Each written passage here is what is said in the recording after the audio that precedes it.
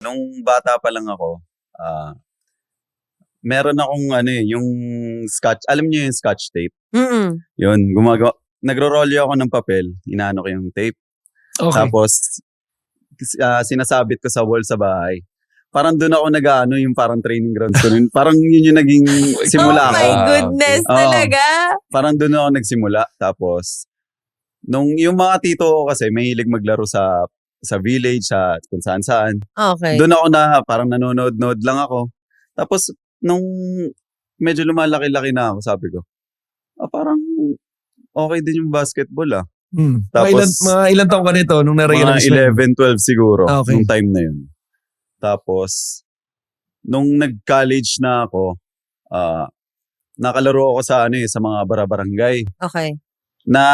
Nakita ko si Coach Ron J. Enrile. Enrile.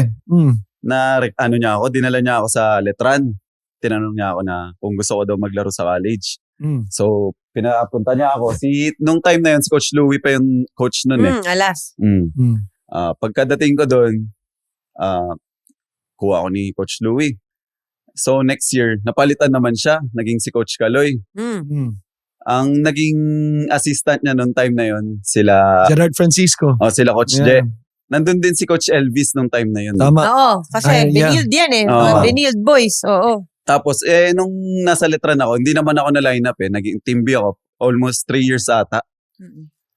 Tapos yun, nag-boom talaga yung career ko nung paglipat ko sa PCU. PCU. Kay Okay. Coach Elvis na. Okay.